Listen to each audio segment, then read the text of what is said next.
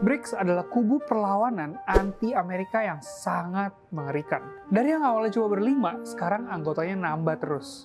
Sampai lahirlah istilah BRICS Plus. Mereka menguasai hampir setengah populasi dunia, dan mereka megang seperempat perekonomian global. Tapi apakah Indonesia beneran mau gabung kubu ini? Emang apa untungnya buat Indonesia? Ayo, kita bahas. Ketika ditanya apakah Indonesia beneran gabung apa enggak, Pak Prabowo jawabannya selalu main aman. Begitupun juga jawaban Menteri Luar Negeri kita, Sugiono. Bukan yang di film Jepang ya. Jawabannya template, sama aja. Lah, gua kalau jadi menterinya Prabowo juga bakal ngomong gitu, Bang. Wah, gaya bener loh. Kemarin nyobel sayang-sayangan. Semuanya kan dimulai dari mimpi, Bang. Oke, anyway, statement yang agak pelin-pelan ini bikin para pakar hubungan internasional kita bahkan ngasih warning yang bikin merinding. Idil Syaufi dari Unpar bilang, bergabung dengan BRICS akan memberi cap Indonesia sebagai kelompok perlawanan. Dan disinilah letak dilema besarnya. Kalau kata Musa Maliki, ini udah kayak konferensi Asia Afrika yang mati suri. Nah, tapi terus faktanya gimana? Apakah Indonesia udah gabung atau belum? Menurut pernyataan yang ada ketika video ini dibuat, Indonesia posisinya tuh masih mendaftar, belum jadi anggota. Duta Besar Rusia untuk Indonesia, Sergei Gennadievich Tolchenov, bahkan ngasih tahu fakta yang sangat pahit. Indonesia belum tentu jadi anggota. Indonesia harus dapat persetujuan dari semua anggota BRICS. Jadi, kalau ada satu negara aja yang nggak setuju, gagal total. Dan yang bikin tambah complicated, nggak ada deadline yang pasti. Kata Tolchenov, ini adalah kelompok multilateral, bukan organisasi satu negara aja. Sehingga keputusan harus diambil oleh semua negara anggota. Lah, kok gitu sih, Bang? Jangan maulah kita dijejek gitu. Lah, orang kagak sabaran pengen jadi menelu.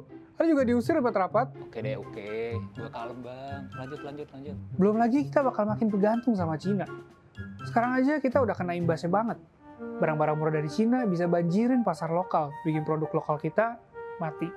Nah, makanya kondisi ini mungkin bikin kalian jadi mikir. Pertama, Argentina. Mereka udah resmi daftar di 2022. Tapi akhirnya malah mundur sendiri.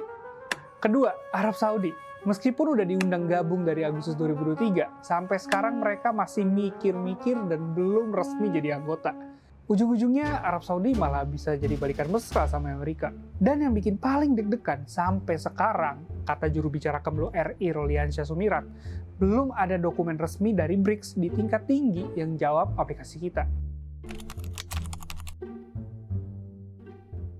Ternyata Pak Prabowo merasa tergoda ketika ngelihat negara-negara tetangga kita, Thailand dan Malaysia, udah duluan daftar ke BRICS. Kalau menurut Menteri Luar Negeri kita, Sugiono, alasan sebenarnya gabung BRICS itu karena selaras dengan program kerja Kabinet Merah Putih. Dan katanya juga banyak benefit-benefit lain sebagai anggota. Contohnya, kita jadi bisa minjem duit dari New Development Bank punya BRICS. Dan mungkin inilah yang jadi seksi banget ya buat Prabowo dengan pemerintahnya yang kena banyak beban utang dan pengeluaran. Karena ada IKN, makan siang gratis, dan lain-lain. Dan of course juga alasan Prabowo tertarik gabung ke BRICS karena gabungan negara BRICS sekarang nyumbang 16% dari total perdagangan global. Tapi semua keuntungan ini punya konsekuensi yang bikin merinding juga. Menurut pakar hubungan internasional dari Unpar, Idil Syaufi, bergabung dengan BRICS akan memberi cap Indonesia sebagai kelompok perlawanan. Oke, jadi pertanyaan besarnya adalah, dengan kita daftar ke BRICS, apakah Indonesia beneran masih bebas aktif? Atau enggak? Gimana menurut kalian? Kalau menurut gua nih, Bang, Thailand sama Malaysia itu anteknya Amerika. Nah, mereka pura-pura daftar biar Indonesia trauma. Ujung-ujungnya, Tahu. Gue nanya penonton, kagak nanya lu. lah, ini gua juga lagi nonton, Bang. Lah, iya juga.